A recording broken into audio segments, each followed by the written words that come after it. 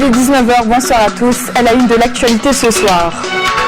Le général de corps d'armée Ahmed Gaïd Salah, vice-ministre de la Défense nationale, chef d'état-major de l'armée nationale populaire, effectuera à partir de demain une visite d'inspection et de travail en 3e région militaire. Les détails dans quelques instants.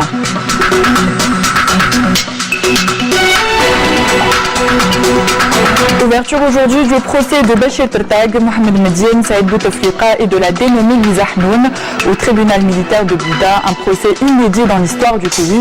Ils sont accusés d'atteinte à l'autorité de l'armée et complot contre l'autorité de l'État.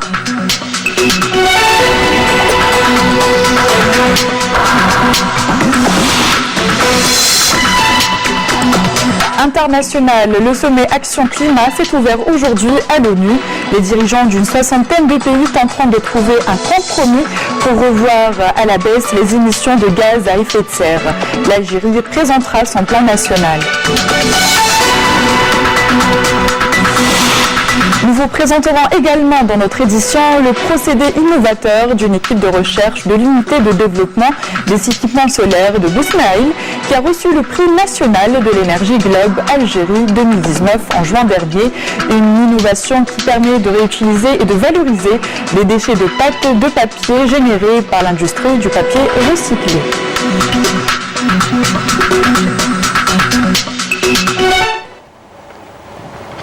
Voilà donc pour les titres, bienvenue à tous. Comme on vous le disait il y a quelques instants, le général de corps d'armée Ahmed Gaïd Salah, vice-ministre de la Défense nationale, chef d'état-major de l'armée nationale populaire, effectuera à partir de demain une visite d'inspection et de travail en 3e région militaire à Béchar. Lors de cette visite, le général de corps d'armée procédera à l'inspection de certaines unités et tiendra des réunions d'orientation avec les cadres et les personnels de la 3e région militaire. L'actualité de ce lundi a été marquée par ce procès inédit dans l'histoire de l'Algérie indépendante. Le procès dénommé Atman Tertag, Mohamed Mediane, Saïd Bouteflika ainsi que la dénommée Louisa Hnoun s'est ouvert ce matin au tribunal militaire de Blida. Ils sont accusés d'atteinte à l'autorité de l'armée et complot contre l'État. Contre l'autorité de l'État, une présence importante de la presse a été consacrée durant la journée.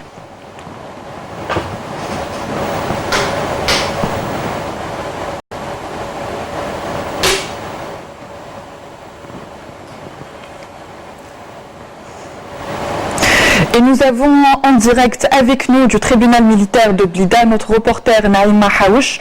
Alors Naïma, quels sont les derniers développements de ce procès ? Alors quelques mètres nous séparent du tribunal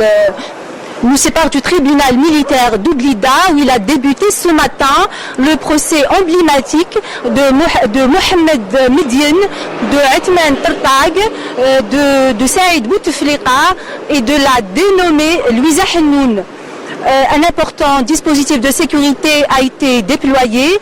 La route d'ailleurs derrière moi vient d'être ouverte à la circulation, a relevé également la présence accrue de journalistes, si dire l'ambiance qui prévalait tout au long de la journée en marge de la tenue du procès. Pour rappel, de lourdes accusations pèsent sur les 4 détenus. Ils sont accusés de porter atteinte à l'autorité de l'armée et de complot contre l'autorité de l'État en vertu de l'article 284 du Code de justice militaire et des articles 77 et 78 du Code pénal.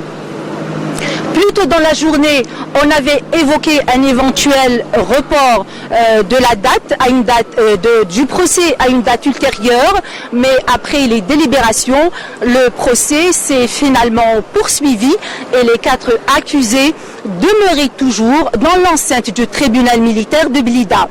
Il faut préciser que ces informations ont été recueillies sur place, de la bouche même d'une partie de la défense, à sa sortie donc du tribunal, en fin d'après-midi ou de journée d'ailleurs.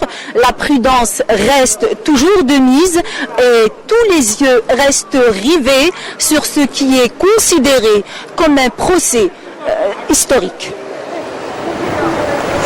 Merci Naïma, je rappelle que vous êtes au tribunal militaire de Blida. Toujours dans le cadre de la justice, l'ancien ministre des Transports et des Travaux publics, Boujedma Talaï, a été placé aujourd'hui sous mandat de dépôt à la prison d'El Harrach à l'issue de son audition par le juge instructeur auprès de la Cour suprême à Alger, auprès de cette cour. Boujedma Talaï, qui est également député à l'Assemblée populaire nationale, est accusé notamment d'abus de fonction et de dilapidation de biens publics. Il est à rappeler que le ministère de la Justice avait demandé en juin dernier le lever de son immunité parlementaire. Le Premier ministre Nourdine Bedoui a présidé aujourd'hui un conseil interministériel consacré à l'étude du plan de développement de l'activité de l'entreprise Sonatrach ainsi que l'avant-projet de loi relatif aux hydrocarbures, et ce en présence des ministres des Finances, de l'Énergie, de l'Industrie, du ministre secrétaire général du gouvernement et du président directeur général de Sonatrach. Durant ce conseil, il a été procédé à la présentation du plan de développement de l'entreprise Sonatrach 2020-2030 qui a trait à la nouvelle stratégie de développement du secteur des hydrocarbures en Algérie, et ce à court, moyen et long terme. Par ailleurs, l'avant-projet de loi des hydrocarbures a également été exposé. Cet avant-projet vient en réponse au développement enregistré dans le domaine des hydrocarbures.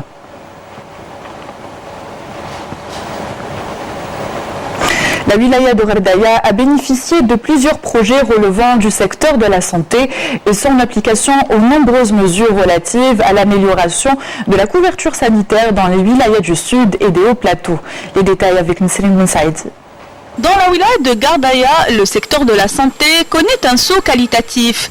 Suite aux dernières mesures prises par le gouvernement relatives à l'amélioration de la prise en charge sanitaire des habitants des wilayas du sud et des hauts plateaux, plusieurs projets sont en cours de réalisation, notamment le projet de construction d'un établissement hospitalier d'une capacité de 240 lits qui enregistre un taux d'avancement des travaux favorable. Cette structure permettra d'augmenter la capacité d'accueil des malades qui est actuellement à 5080 lits. Avec ce nouveau projet, elle devra passer à 5340 lits, ce qui permettra une meilleure prise en charge des malades de la région. Les Grara et Brienne, deux communes de la wilaya de Ghardaïa, connaissent elles aussi la réalisation de plusieurs structures sanitaires. Il s'agit notamment du projet de réalisation de 4 polycliniques. القرارات الأخيرة التي اتخذها مجلس الوزراء فيما يخص Les dernières mesures prises lors du Conseil des ministres concernant l'amélioration de la prise en charge sanitaire dans les régions du sud et des hauts plateaux, la décision de multiplier par 2,5 le salaire des praticiens spécialistes de la santé publique exerçant dans les wilayas du sud et les accords de jumelage établis entre les hôpitaux du nord et du sud ne feront qu'améliorer la qualité du service sanitaire dans ces régions. تحسين الرعاية الصحية وتمثيل الرعاية الصحية أحسن على مستوى الجنوب الشرقي. Cette mesure ne fera qu'encourager le travail des médecins exerçant dans le sud qui devaient travailler dans des conditions précaires. Les wilayas du sud sont connus pour leur manque en matière de personnel médical. Nous espérons que ces mesures amélioreront la qualité de la prise en charge sanitaire. Pour rappel, la wilaya de Ghardaïa bénéficiait récemment d'un hôpital psychiatrique d'une capacité de 30 lits ainsi qu'une unité pour la prise en charge de la toxicomanie. Et à présent, je vous propose d'écouter la déclaration de Abbas Bouamama, membre du Conseil de la Nation et représentant des notables de la région d'Il-Lézi. Abbas Bouamama qui valorise les décisions prises par le gouvernement en matière d'amélioration de prise en charge sanitaire pour les habitants du Sud et des Hauts-Plateaux, ainsi que du rôle de l'Armée populaire nationale pour la prise en charge sanitaire également des habitants des régions frontalières.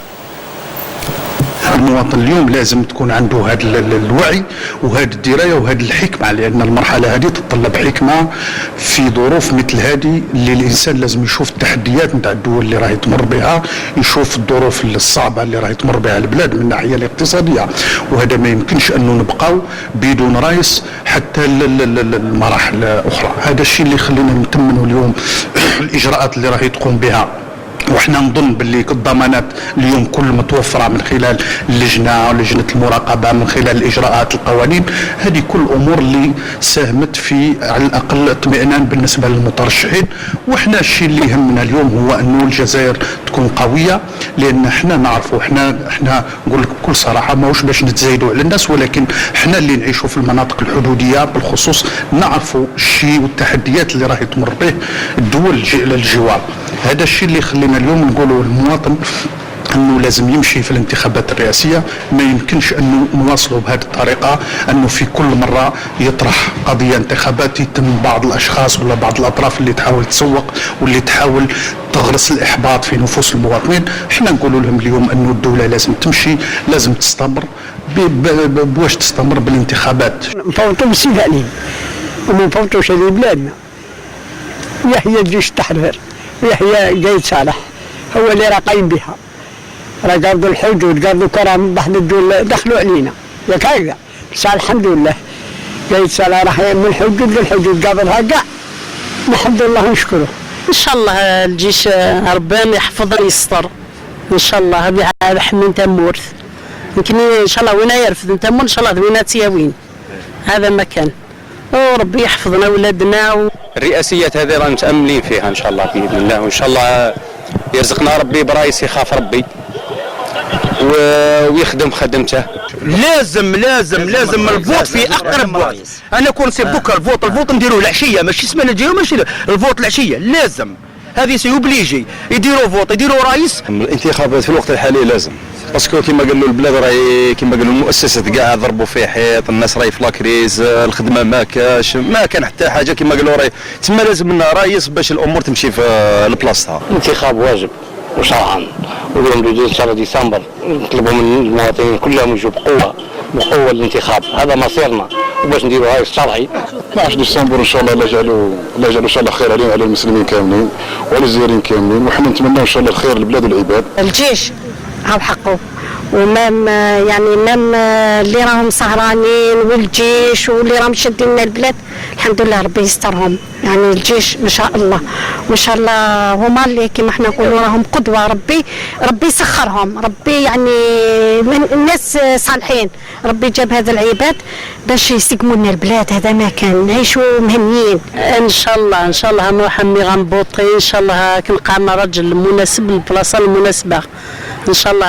هذه يسوى ركز على يرفض انت مورث. التصريحات نتاع السيد قائد الاركان نتبعوها في كل مره، انه في كل مره يوضح انه الجيش ما عنده حتى مصلحه في الامور هذه. الجيش اللي يسعى عليه الجيش هو انه تكون انتخابات حره ونزيهه.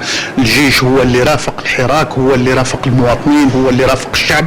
هذا الشيء اللي خلينا نقولوا انه هذه المؤسسه بالنسبه لنا احنا كجزائريين نشوفوها انها من الخطوط الحمراء اللي ما نقبلوا حتى واحد يتعدى عليها. 39 postulants à la candidature pour la présidentielle du 12 décembre 2019 ont procédé jusqu'à ce jour au retrait des formulaires de souscription des signatures auprès de l'autorité nationale indépendante des élections. Parmi ces postulants à la candidature pour le prochain scrutin présidentiel figurent des indépendants ainsi que des chefs de partis politiques. La nouvelle loi organique relative au régime électoral fait obligation aux candidats à la présidentielle de présenter 50 000 signatures individuelles au moins d'électeurs inscrits sur une liste électorale. Ces signatures doivent être recueillies à travers au moins 25 wilayas. Le nombre minimal des signatures exigées pour chacune des wilayas ne saurait être inférieur à 1200. Par ailleurs, l'opération d'inscription et de révision exceptionnelle des listes électorales qui a débuté hier se poursuivra durant 15 jours conformément au décret présidentiel portant convocation du corps électoral en vue de l'élection du président de la République devant se tenir le 12 décembre prochain. Et de la politique, on passe à la diplomatie. Le ministre des Affaires étrangères, Sabri Boukaddoum, s'est entretenu hier à New York avec son homologue français Jean-Yves Le Drian. Lors de cet entretien, en marge de la 74e session de l'Assemblée générale des Nations unies, les deux ministres ont passé en revue l'état de la coopération bilatérale et les perspectives de son renforcement. Les questions de la circulation des personnels et de l'investissement ont fait l'objet d'un échange approfondi lors de cette rencontre. Les deux ministres ont également procédé à un échange de vues sur les questions régionales et internationales d'intérêt commun, notamment la situation en Libye, au Mali et au Sahara occidental.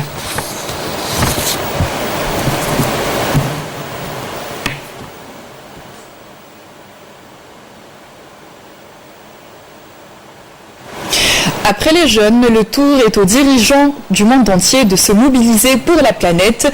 Le sommet du climat s'est ouvert aujourd'hui à New York. En effet, une soixantaine de chefs d'État se retrouvent aujourd'hui à l'ONU pour un sommet sur l'urgence climatique censé revigorer le chancelant accord de Paris, alors que jamais l'humanité n'a rejeté dans l'atmosphère autant de gaz à effet de serre. Les détails avec Nissan Ben Saidi. Le sommet Action Climat à l'ONU, où siège une soixantaine de dirigeants mondiaux et où l'absence du président américain Donald Trump a été soulevée. Les participants sont tenus de présenter des plans concrets pour redonner de la vie à l'accord de Paris de 2015. Un seul et unique objectif, convaincre chaque pays de s'engager davantage dans la réduction des émissions des gaz à effet de serre.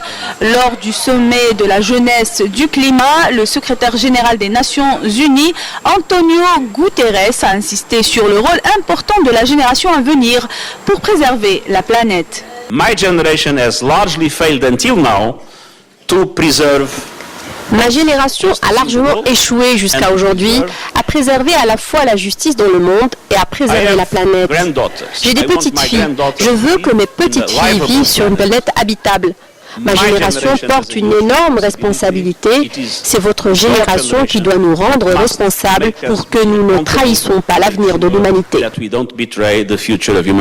Face à l'emballement du dérèglement climatique, Antonio Guterres a appelé les États à réduire les émissions de gaz à effet de serre de 45% d'ici à 2030 et atteindre la neutralité carbone d'ici à 2050. Les principaux organismes climatologiques mondiaux ont publié à la veille du sommet Action Climat un rapport publié dans le site officiel de l'organisation intitulé Unis dans la science et qui contient des détails sur l'état du climat et présente les tendances en matière d'émissions et de concentration des principaux gaz à effet de serre dans l'atmosphère. Ce rapport souligne l'urgence d'une transformation socio-économique fondamentale dans ces secteurs clés tels que l'utilisation des terres émergées et l'énergie afin d'éviter une augmentation dangereuse des températures mondiales dont les impacts pourraient être irréversibles.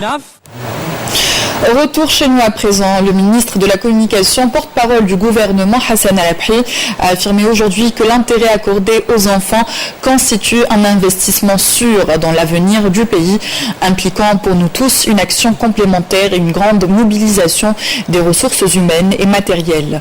Le ministre s'est exprimé dans le cadre de la 4e session de formation au profit des membres du réseau des journalistes algériens pour le renforcement des droits de l'enfant, soulignant que l'attention accordée à l'enfant s'illustre à travers les différentes politiques adoptées basées sur le principe de l'enseignement gratuit et obligatoire et de l'accès aux soins de santé, outre les services de solidarité au profit de certaines catégories d'enfants. On écoute le ministre de la Communication, porte-parole du gouvernement et ministre de la Culture par intérim. Le secteur de la communication apporte son plein soutien aux efforts visant à promouvoir les conditions de l'enfant qui est l'homme de demain et l'avenir du pays. Le ministère a consenti des efforts considérables pour concrétiser la politique de l'État, qui a déjà élaboré un plan national de communication pour la promotion des droits de l'enfant, avec la participation du secteur de la communication et des acteurs concernés. Dans ce contexte, les établissements placés sous tutelle attachent un intérêt particulier à consacrer les droits de l'enfant algérien à l'information, à la culture et aux loisirs, de par son attachement à son identité et aux fondements nationaux et civilisationnels.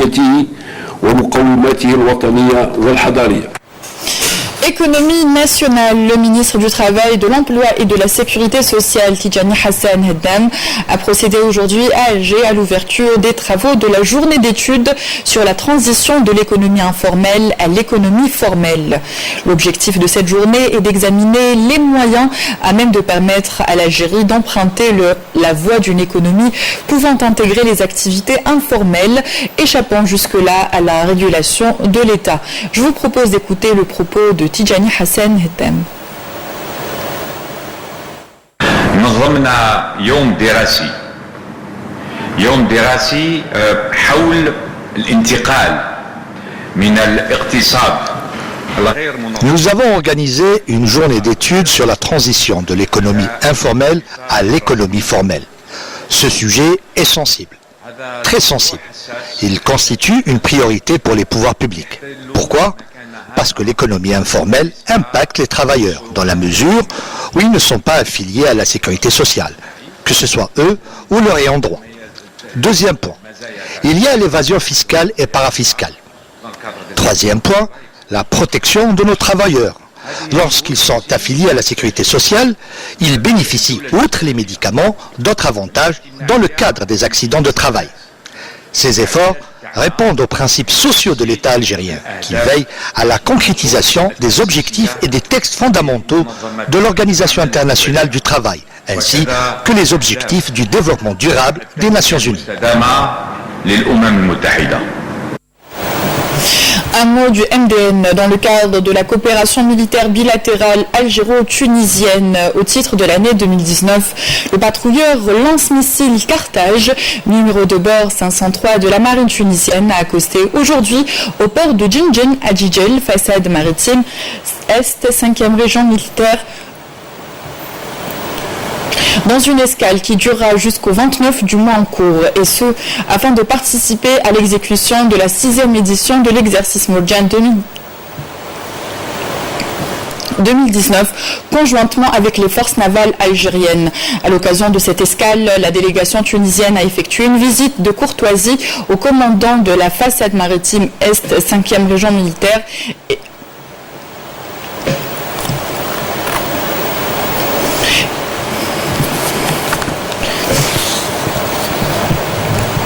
L'exercice sera mené en trois phases dédiées à l'entraînement et à la préparation des actions en mer, à savoir des activités tactiques, une opération air-mer conjointe de recherche et d'interception d'un navire se livrant à un trafic illicite et un exercice de recherche et de sauvetage en mer avec la mise en place du centre des opérations militaires conjointes. Il est à signaler que l'exécution de ce genre d'exercice périodique contribuera à la consolidation des capacités des deux parties dans le domaine de la coopération maritime à travers des actions communes permettant de faire face à d'éventuelles menaces ou dangers pouvant porter atteinte à la sécurité maritime. Et dans le cadre de la lutte antiterroriste, un détachement de l'ANP a découvert et détruit hier, suite à une opération de fouille et de ratissage à Médéa, première région militaire, 12 casemates pour terroristes contenant des effets vestimentaires et divers objets. Dans le cadre de la lutte contre la contrebande et la criminalité organisée, des détachements de l'ANP ont intercepté, je disais, lors d'opérations distinctes menées en coordination avec les services de douane à Tamanrasset et Ingizem, 6e région militaire. 16 individus et saisis de groupes électrogènes, 8 marteaux-piqueurs, 2 détecteurs de métaux, 248 sacs de mélange de pierres et d'or brut, ainsi que 3 véhicules tout-terrain, 2 camions, une plaque photovoltaïque et un broyeur de pierres. Par ailleurs, des unités des gardes-côtes ont saisi à Mostaganem et El Razawat, 2e région militaire, 67,7 kg de kif traité, tandis que des éléments de la gendarmerie nationale ont saisi 100 comprimés psychotropes et 4081 unités de différentes boissons à Oran, 2e région militaire, et Msila, 1re région militaire. Dans un autre chapitre, 10 nouvelles spécialités dans les énergies renouvelables sont proposées cette année par les centres de formation professionnelle. À Gardaïa, par exemple, les encadreurs tentent d'orienter les stagiaires pour leur permettre de faire le choix. Bouchabali. Dans ce centre de formation professionnelle à Ghardaya, on accueille les stagiaires inscrits au titre de la session 2019 pour les orienter et les informer sur les nouvelles spécialités afin qu'ils puissent faire le bon choix. En tenant compte des niveaux des stagiaires, les conseillers d'orientation leur expliquent ce qui pourrait leur correspondre le mieux. Ils peuvent, grâce aux portes ouvertes, accéder aux différents ateliers pour avoir une idée précise sur ce qu'ils souhaitent faire. Je n'ai pas obtenu mon bac, c'est pourquoi je suis venu au centre pour obtenir un diplôme. J'ai choisi de faire TS en informatique. J'ai choisi électricité du bâtiment pour assurer mon avenir. Pour l'avenir, les centres de formation professionnelle misent sur une nouvelle spécialité, celle des énergies renouvelables, après la réception de l'Institut régional d'excellence. Il y a de nombreuses spécialités nouvelles, comme les travaux publics, le tourisme, l'urbanisme, l'agriculture et l'environnement. Il est également question d'ouvrir un centre d'excellence pour les énergies renouvelables à Oued Mechou, qui formera des stagiaires de toutes les wilayas du Sud. Nous sommes en phase d'équipement et de recrutement d'enseignants. Ce centre contribuera à former davantage d'apprenants dans de nouveaux métiers et une meilleure spécialisation, notamment à travers le probable lancement du baccalauréat professionnel. De Ghardaya, on part à Bousmaïl. Une équipe de l'unité de développement des équipements solaires de Bousmaïl a reçu le prix national de l'énergie Globe Algérie 2019 en juin dernier. Le laboratoire d'équipements et applications héliothermiques ont été primés pour une innovation qui permet de réutiliser et valoriser des déchets de pâte de papier générés par l'industrie du papier recyclé. Un reportage de Iman Khmissi. Isoler une maison à l'aide de carton, c'est le pari que se sont lancés les chercheurs de l'unité de développement des équipements solaires. Les déchets industriels de carton étant le casse-tête de nombreuses entreprises, une recherche de plus d'une année a permis de trouver une seconde vie utile aux déchets. On a trouvé que l'utiliser dans l'isolation thermique des bâtiments, que ce soit au niveau des planchers ou là, au niveau des murs, pourquoi? Parce que le papier en lui-même, il est constitué de fibres cellulosiques qui peut être utilisé comme matière de base pour l'isolation. C'est un déchet de papier en fin de cycle. En fin de cycle, c'est-à-dire il est destiné à être jeté. Donc là, on pourrait participer à mieux évaluer notre environnement. Donc d'une part, donc c'est un côté positif pour l'environnement, et d'autre part, nous l'avons récupéré pour faire quelque chose de bien. Et ce qu'il y a de bien aussi avec cette innovation, c'est qu'elle emploie de l'énergie verte. Le carton et les déchets de papier sont traités et séchés à l'aide de séchoirs qui fonctionnent à l'énergie solaire. Objectif final de la recherche, intégrer la brique dans la liste des matériaux de construction. L'objectif, c'est ça, c'est de l'implémenter et de généraliser son utilisation dans ce secteur.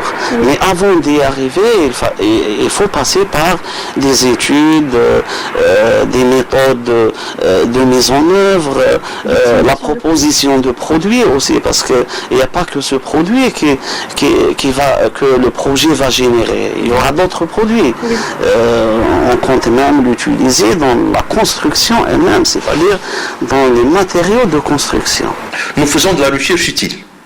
C'est-à-dire que nous avons pratiquement des contrats de convention avec des partenaires socio-économiques.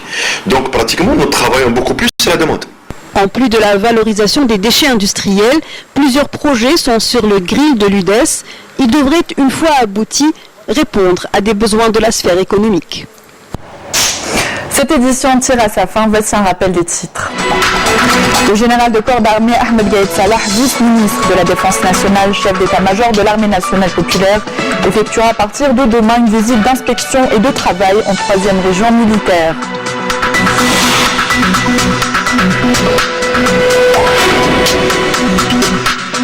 Ouverture aujourd'hui du procès de Bachir Tertag, Mohamed Medine, Saïd Bouteflika et de la dénommée Louise Ahnoun au tribunal militaire de Blida, un procès inédit dans l'histoire du pays.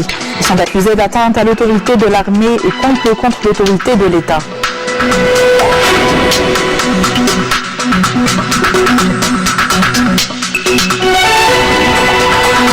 International, le sommet Action Climat s'est ouvert aujourd'hui à l'ONU.